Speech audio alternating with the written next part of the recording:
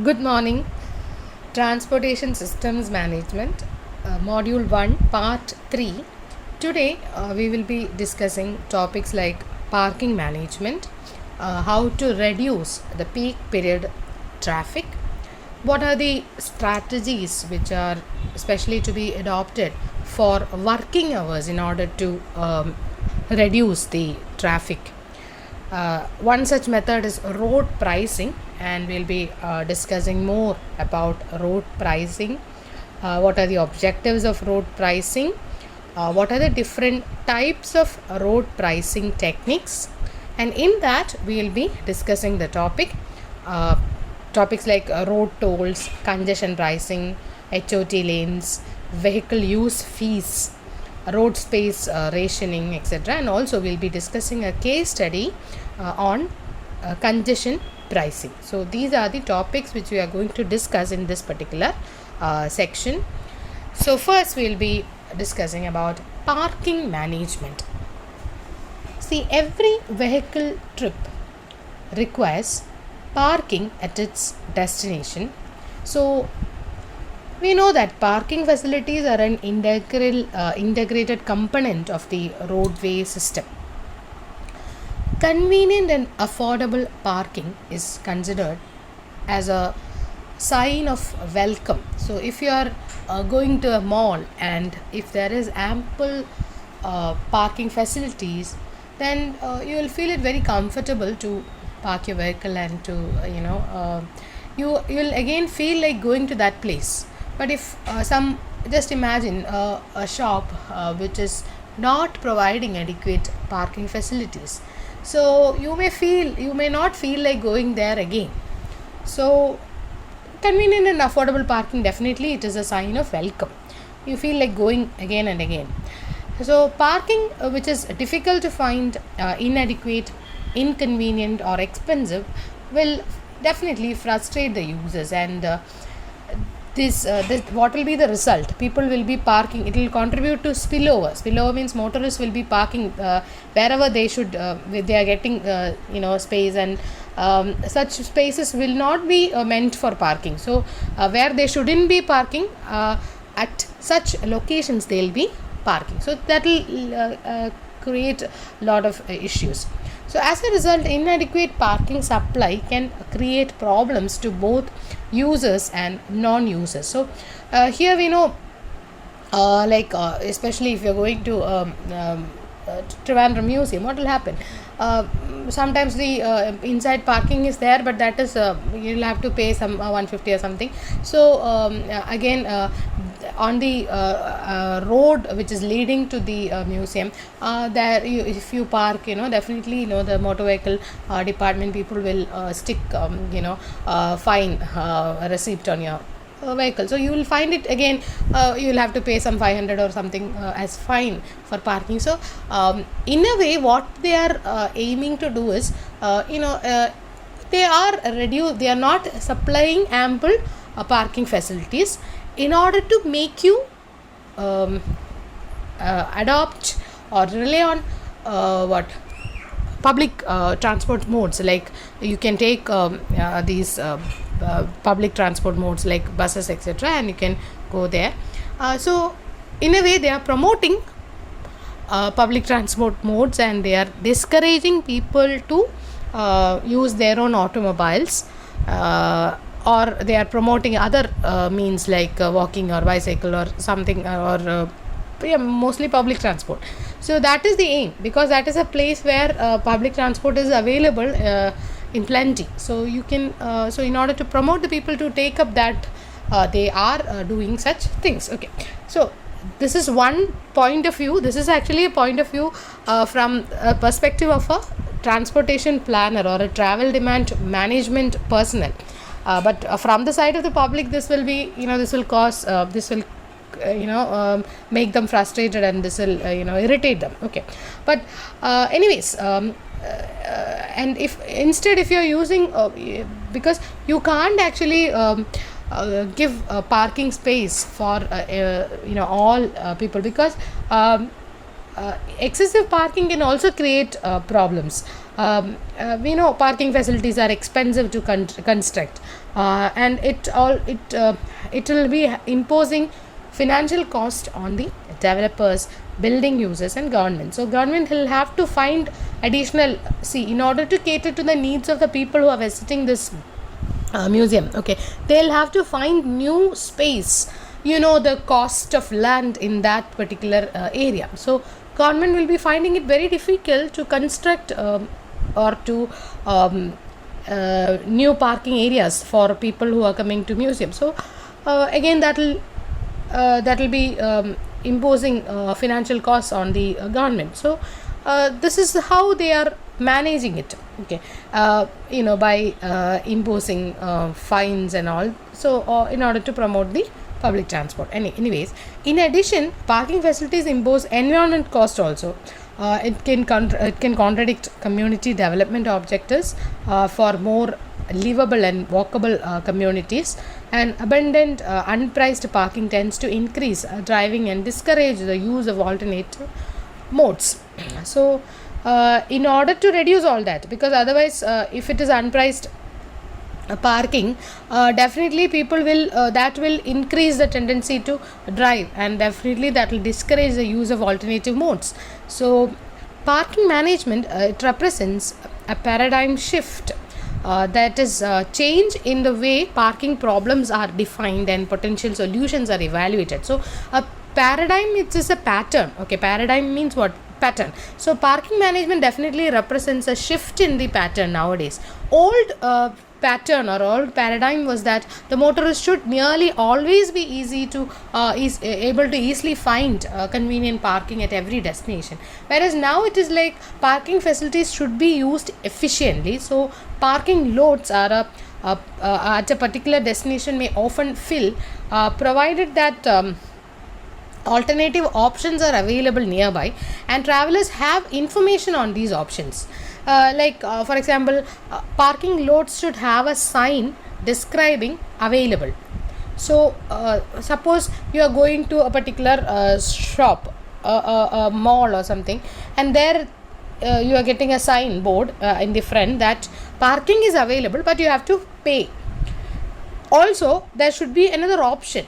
Okay, there should be a choice that the parking inside the mall, you have to pay the fee, and also you have to that is available, but you have to pay the fee.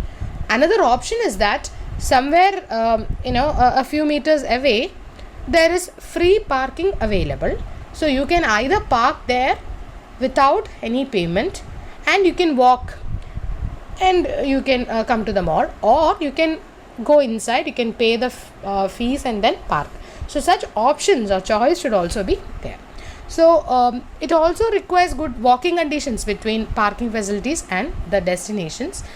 So that is also required, good walking. After parking at a distance, say a few meters away, you have to walk to the mall, and the walking that path should also be in a good condition. That is also a must.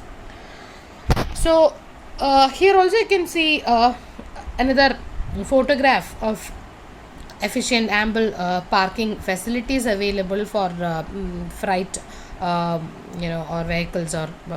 vehicles carrying cargo. Okay, so parking solutions, the term parking solutions means it describes the general approaches to solve the parking problem. So and specific ways to implement these solutions. So what are the problems you have to address, then how to solve this, and what are the how to implement. So these are the things.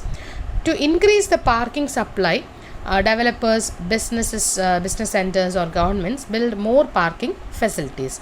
So the advantage is that it minimizes the transaction costs, because unpriced parking is usually income tax exempt and it is financially attractive. So unpriced parking, if a particular shopping center or a business center is providing unpriced parking means without any payment, free parking. So if that is there, then that particular business center will get income tax exemption. So that is attractive for the business ender or for the developers. But the disadvantage is that it increases the capital cost for the developers, businesses or government, thereby increasing business overhead cost and the taxes that are ultimately borne by consumers. So initial capital is cost is high. So what will happen? Even that that overhead cost will be ultimately borne by the consumer. So if you buy a particular item from a mall which is providing you free parking, the price of the item will be more. So in that you will be paying indirectly you are paying the cost for parking also. Whereas the same product, if you are buying from somewhere, from a local shop or some other shop which is not giving you parking facility, then the cost will be less. So that is there. Indirectly you have to bear the parking fee when you are purchasing the thing from the and even in some malls you can see, if you buy something from the, if you initially you can park without paying, but or sometimes you will have to you have to park and pay some 100 rupees. Then when you come back after buying something from the mall, and when you come back and when you take your vehicle, at that time you can pay, you can show them the bill that you have bought something from there. Now showing that, they'll return you the amount you have paid for parking. So that is for such facilities are also there for some malls. So that is, so there we feel that you didn't have to pay, we didn't have to pay anything because the parking was free, because I showed the bill and they have given me back the 100 rupees. But what is actually happening? You are paying for this in the products. Okay, when you buy something from that particular shop, indirectly you are actually paying for the because the overhead cost is added there. Okay, so it represents a subsidy, all that. So ultimately the aim is to encourage all that. So to encourage, to promote that. Okay. Now, so the disadvantages, we were talking about the disadvantages of increased parking supply. So one major disadvantage is that we have to pay for this. We have to pay. We are actually unknowingly, we are indirectly paying. Suppose you consider a person who is who is not driving. Okay, who is not coming to that mall, or who is not parking his vehicle in that mall. Okay, but when he is buying something from that mall, indirectly he is paying for the parking also, because the product cost is high compared to a local market.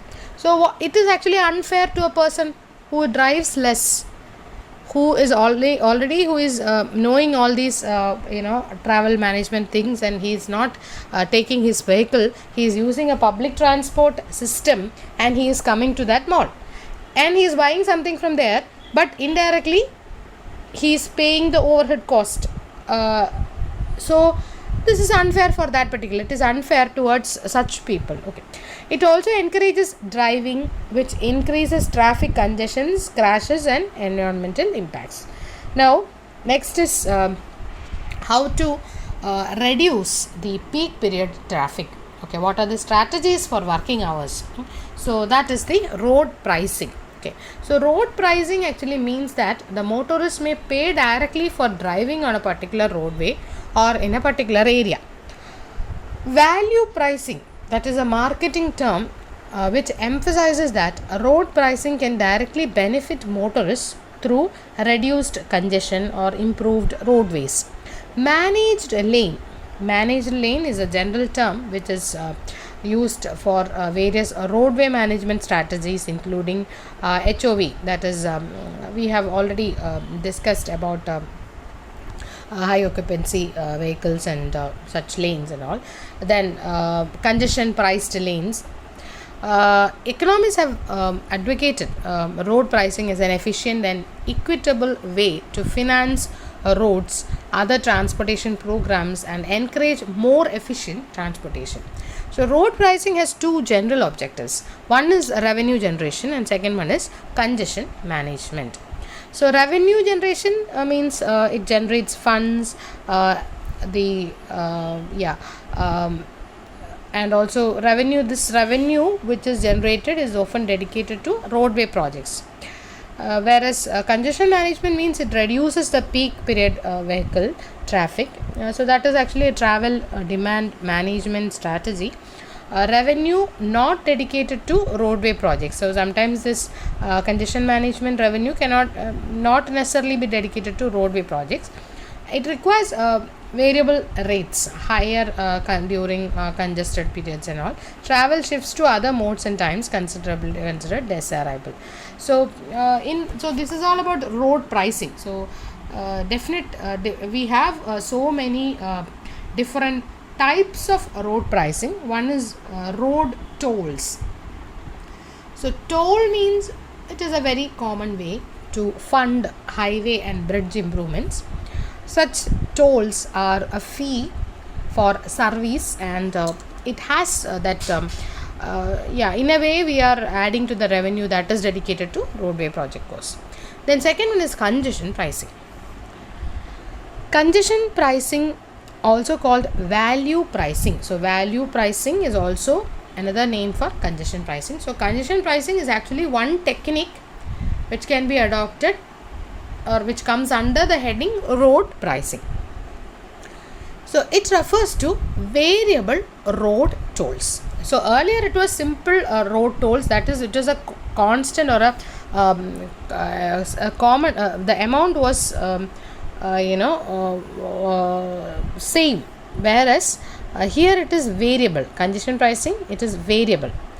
Higher prices are charged under congested conditions. So if during peak period, suppose say from say 8:30 to say 10:30, then the prices will be high, okay, and lower prices at less congested time, say from 10:30 to say 12, again the prices are low. So similarly, locations, we know that suppose we have a city center where all the offices or schools etc or business centers are located, okay. So when you are during the morning time, all the traffic will be directed towards the city center. Similarly, during the evening, again all the traffic will be directed away from the city center, whereas on the other way travel, it will be there won't be much congestion. So suppose we are so based on location also the prices can change. So during the peak period, that is during the morning time, say from 8:30 to 10:30, towards the city center route, the price will be high, whereas the away from the in the opposite direction, lower prices. So likewise, at different times and also at different locations, variable road tolls are being levied. So that is the congestion pricing. The aim is to reduce peak period traffic volumes in order to reduce it to optimal levels. Tolls can vary based on a fixed schedule.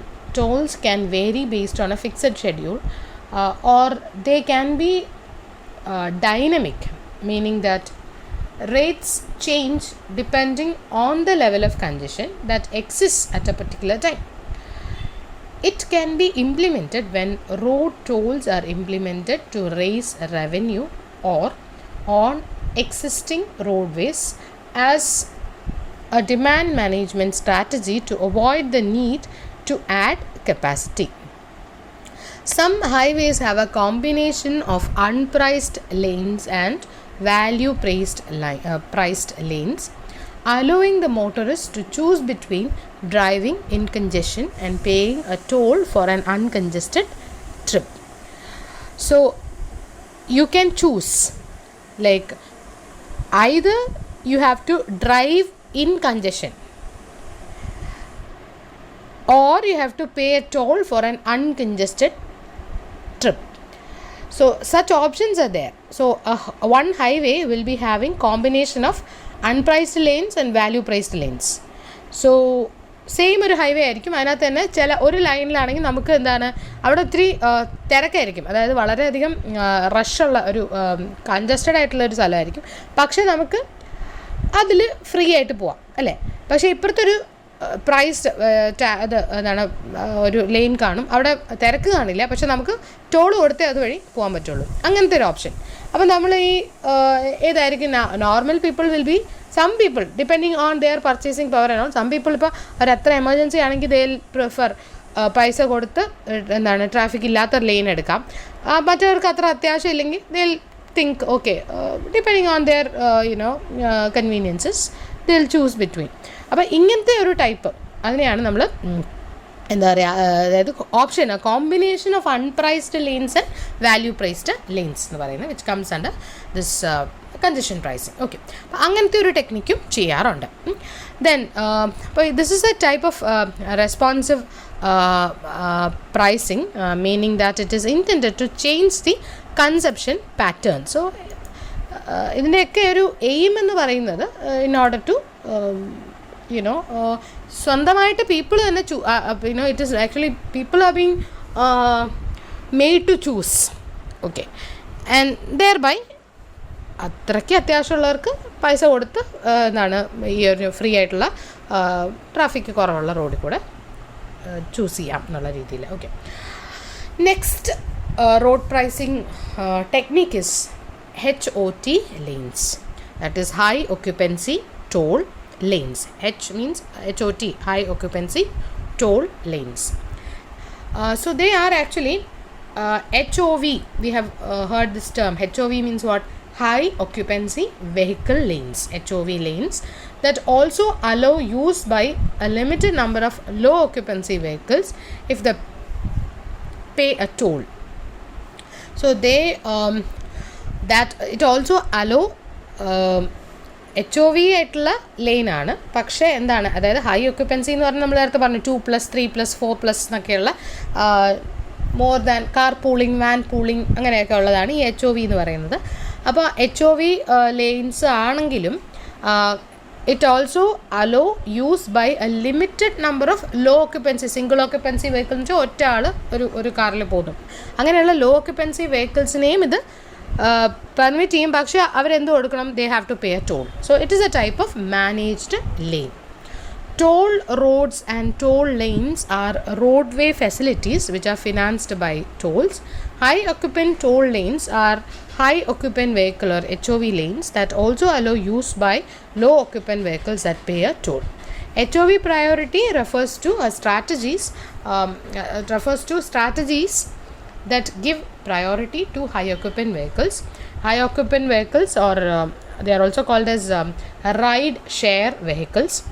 It includes transit buses, van pools and car pools. അപ്പോൾ നമ്മളിത് last വീഡിയോയിൽ ഇതിനെക്കുറിച്ച് പറഞ്ഞിട്ടുണ്ട്, HOVനെ കുറിച്ച്. HOV priority is a major component of many regional TDM programs. 2 or 3 or 4 occupants which are indicated by 2+, 3+, 4+, etc. that may be considered as an HOV depending on circumstances, and this is opposed to single occupant vehicles or SOVs. Then vehicle use fees, that is another strategy which comes under road pricing. Vehicle use fees, distance based charges such as mileage fees can be used to fund the roadways or reduce traffic impacts including congestion, pollution and accident risk. അപ്പോൾ ഇതൊരു വളരെ നമ്മൾ കേട്ടിട്ടില്ലാത്തൊരു type, കേട്ടില്ലാത്ത നമുക്ക് പ്രാവർത്തികമാക്കാൻ പറ്റുന്ന ഒരു ടൈപ്പാണ്. അതായത് പേ as you drive, pay as you drive എന്ന് പറഞ്ഞൊരു ടൈപ്പ് വെഹിക്കിൾ ഇൻഷുറൻസ്. അതായത് സാധാരണ നമ്മളെങ്ങനെയാണ് ഇയർലിയാണ് ഇൻഷുറൻസ് ഒക്കെ ചെയ്യുന്നത് അല്ലേ. പക്ഷേ അതിന് പകരം ഡിസ്റ്റൻസ് ബേസ്ഡ് അല്ലെങ്കിൽ നമ്മുടെ യൂസേജ് ബേസ്ഡ് ആയിട്ട്, അല്ലെങ്കിൽ നമ്മുടെ എത്ര പെർ മൈൽ പ്രീമിയംസ്, അങ്ങനത്തെ ഇൻഷുറൻസ് വേരിയേഷൻ. അപ്പോൾ ഇതിനകത്ത് ഒരു വെഹിക്കിളിൻ്റെ ഇൻഷുറൻസ് പ്രീമിയം എന്ന് പറയുന്നത് എങ്ങനെയാണ് അവർ കാൽക്കുലേറ്റ് ചെയ്യുന്നത് എന്നുള്ളതാണ്. അത് വളരെ ഇമ്പോർട്ടൻ്റ് ആണ്. They are based directly on how much it is driven during the policy term. ഒരു വർഷം സപ്പോസ് ആ ഒരു വണ്ടി അത്ര ഓടിയിട്ടില്ല എങ്കിൽ, അധികം ഓടിയിട്ടില്ല, യൂസ് ചെയ്തിട്ടില്ല എങ്കിൽ, ഇതിൻ്റെ പ്രീമിയം കാൽക്കുലേറ്റ് ചെയ്യുന്നത് if it is based on vehicle year എന്നുള്ളതിന് പകരം വെഹിക്കിൾ കിലോമീറ്റർ അങ്ങനെയാണെങ്കിൽ, അതായത് ഒരു വെഹിക്കിളിന് എത്ര കിലോമീറ്റർ ഓടി ആ ഒരു വർഷം എന്നുള്ളത് വെച്ചിട്ടാണ് അതിൻ്റെ പ്രീമിയം കാൽക്കുലേറ്റ് ചെയ്യുന്നതെങ്കിൽ, നമ്മൾ കുറച്ച് ദൂരമേ ആ ഒരു പർട്ടിക്കുലർ വെഹിക്കിൾ ട്രാവൽ ചെയ്തിട്ടുള്ളൂ എങ്കിൽ അതിൻ്റെ ഓഡോമീറ്ററിൽ കാണിക്കുമല്ലോ. അപ്പോൾ ആ വർഷം എത്ര ഓടി എന്നുള്ളത് വെച്ചിട്ട് ഓഡോമീറ്റർ റീഡിങ് എടുത്തിട്ട് അല്ലേ, ആ ഓഡോമീറ്റർ റീഡിങ് അനുസരിച്ച് നമുക്ക് അത്രയും കുറച്ച് ഇൻഷുറൻസ് വർഷത്തിൽ അടച്ചാൽ മതിയാവും. അപ്പോൾ നമ്മൾ എങ്ങനെയാണ് ഇലക്ട്രിസിറ്റി ബില്ല് പേ ചെയ്യണത്? How much you have consumed അല്ലേ, how much you have consumed, ആ എത്ര യൂണിറ്റ്സ് എടുത്തു, ആ യൂണിറ്റ്സിൻ്റെ അതിൻ്റെ റേറ്റ് അനുസരിച്ച് മൾട്ടിപ്ലൈ ചെയ്തിട്ടാണ് ഇലക്ട്രിസിറ്റി ബില്ല്. അപ്പോൾ അതുപോലെ തന്നെ വെഹിക്കിൾ ഇൻഷുറൻസും നമുക്ക് എത്ര ദൂരം എത്ര കിലോമീറ്റർ ആ ഒരു ഇയറിൽ ട്രാവൽ ചെയ്തു, and based on that the premium will be. ഇപ്പോൾ കൂടുതൽ യൂസുള്ള വണ്ടിക്ക് കൂടുതൽ പ്രീമിയവും, കുറച്ച് യൂസുള്ള വണ്ടിക്ക് കുറച്ച് premium. So that is the technique, pay as you drive. Next is road space rationing. So road space rationing, that is again a strategy which comes under road pricing. A variation of road pricing is to ration the peak period vehicle trips or vehicle miles using a revenue neutral credit based system. For example, ഒരു particular region അവിടെയുള്ള എല്ലാവർക്കും ഒരു suppose ഒരു amount ഇപ്പോൾ 100 രൂപ എന്ന് വിചാരിക്കാം. അല്ലെങ്കിൽ ഇതിപ്പോൾ നമ്മൾ ലണ്ടനിലൊക്കെയാണ് ഇതൊക്കെ പ്രാക്ടീസ് ചെയ്യുന്നത്. അപ്പോൾ അവിടെയൊക്കെ ആണെങ്കിൽ ഇപ്പോൾ 20 പൗണ്ട് കൊടുക്കുന്നു. അപ്പോൾ 20 പൗണ്ട് അവർക്ക് ഇപ്പോൾ ഓഫർ പോലെ നമ്മളിപ്പോൾ പറയത്തില്ലേ, ഒരു കടയിൽ നിന്ന് കുറച്ച് സാധനം വാങ്ങിച്ചിട്ട് നമുക്കൊരു കൂപ്പൺ കാർഡ് കിട്ടും. അപ്പോൾ ഇത് നമുക്ക് അടുത്ത പർച്ചേസിന് ഇത് റിഡീം ചെയ്യാമെന്നുള്ള രീതിയിൽ. അപ്പോൾ അതുപോലെ തന്നെ ഒരു ഏരിയയിലുള്ളവർക്ക് ഇത്ര, അതായത് കൺജഷൻ കൂടുതലുള്ള ഒരു ഏരിയ ആയിരിക്കും, അവിടെ ട്രാഫിക് കാമിങ്ങിന് വേണ്ടിയാണല്ലോ ഇത് ചെയ്യുന്നത്, അല്ലെങ്കിൽ അവിടുത്തെ ട്രാവൽ ഡിമാൻഡ് കുറയ്ക്കാനായിട്ടാണ്. അപ്പോൾ ആ ഒരു ഏരിയയിൽ നമ്മൾ 20 പൗണ്ട് കൊടുക്കുവാണ്. അപ്പോൾ ഈ 20 പൗണ്ട് അവർ ഇത്ര യൂസിന് താഴെയാണെങ്കിൽ അവർക്ക് 20 പൗണ്ട് കിട്ടും. ഈ 20 പൗണ്ട് അവർക്ക് തന്നെ വേണമെങ്കിൽ ക്രെഡിറ്റ് ചെയ്യാം, അല്ലെങ്കിൽ അവർക്ക് സെല് ചെയ്യാം വേറെ ആർക്കെങ്കിലും. അപ്പോൾ അങ്ങനെ വരുമ്പോൾ people will be more attracted to reduce their travel using private vehicles. So that is the thing. Then we'll be seeing a case study on congestion pricing. ഇത് നമ്മൾ ലണ്ടൻ congestion pricing ആണ് case study ആയിട്ട് പറയുന്നത്. The congestion charge എന്ന് പറയുന്നത്, we know that it's a charge for accessing certain parts of us. അപ്പോൾ congestion charge കൊടുത്തു, അതായത് ലണ്ടൻ്റെ സെൻട്രൽ സോണിൽ ചില പാർട്സിലിട്ട് സെൻട്രൽ ആ ഒരു സോണിലേക്ക് എൻട്രിക്ക് വേണ്ടിയിട്ട് ഒരു പ്രത്യേക ഫീ കൊടുത്തു. Okay, so since 17th February 2003 the city of London has charged £5 daily fee for driving private vehicles in an 8 square mile central area during weekdays as a way to reduce the traffic congestion and thereby increase revenues for transport improvements. Okay, so ഈ ഒരു കാണുന്ന central London എന്ന് പറയുന്ന ഈ ഒരു zone, അപ്പോൾ ഈ ഒരു സോണിൽ ഇവിടെ ഈ ഒരു ലൈറ്റ് ബ്രൗൺ കളറിൽ കാണുന്നതാണ് ആ സോൺ, കണ്ടോ ഇത്രയും. ഈ ഒരു സെൻട്രൽ ലണ്ടൻ്റെ ഈ ഒരു സോണിലേക്ക് എൻട്രി ചെയ്യണമെങ്കിൽ ഡെയിലി 5 പൗണ്ട് പ്രൈവറ്റ് വെഹിക്കിളിന് കൊടുത്താലേ എൻട്രി ചെയ്യാൻ പറ്റുള്ളൂ. അപ്പോൾ അവിടെ എൻട്രി ചെയ്യണമെങ്കിൽ നമുക്ക് പബ്ലിക് ട്രാൻസ്പോർട്ടിൽ പോകുകയാണെങ്കിൽ ഫ്രീ ആയിട്ട് പോകാം. പക്ഷേ ഫ്രീ ആയിട്ടല്ല, അതിൻ്റെ ചാർജ് മാത്രം കൊടുത്താൽ മതി. പക്ഷേ പ്രൈവറ്റ് വെഹിക്കിൾ കയറണമെങ്കിൽ you have to pay 5 pounds. ഈ ഒരു 8 സ്ക്വയർ മൈൽ ഏരിയ അങ്ങനെ അവർ അങ്ങനെ ഒരു റൂൾ അവർ കൊണ്ടുവന്നു. ഓക്കെ, എന്നിട്ട് ഈ പൈസ എന്തിനു വേണ്ടി ഉപയോഗിക്കും? This will be use for transport improvements. Okay, അപ്പോൾ അങ്ങനെ ചെയ്തിട്ട് അവിടെ ഒരു ഓട്ടോമേറ്റഡ് ആയിട്ടുള്ള ഒരു സിസ്റ്റം, ക്യാമറ സിസ്റ്റം ഒക്കെ വെച്ചു.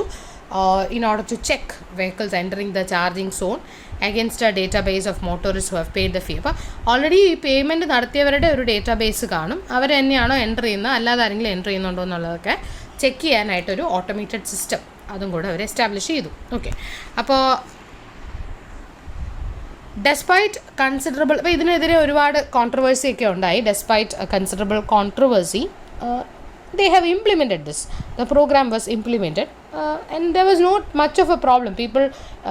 People obey law and people understand why this is. But നമ്മളിപ്പോൾ ജസ്റ്റ് ഇമാജിൻ ചെയ്യൂ, നമ്മുടെ central area like east fort area of Trivandrum, ഇങ്ങനെ ഒരു സ്റ്റാച്യു തൊട്ട് ഈസ്റ്റ് ഫോർട്ട് വെസ്റ്റ് ഫോർട്ട് ആ ഒരു ഏരിയ ഫുൾ ഇങ്ങനെ മാർക്ക് ചെയ്തിട്ട് അവിടെ എൻ്റർ ചെയ്യണമെങ്കിൽ ഫീ കൊടുക്കണം എന്ന് പറഞ്ഞാൽ naturally there will be protest.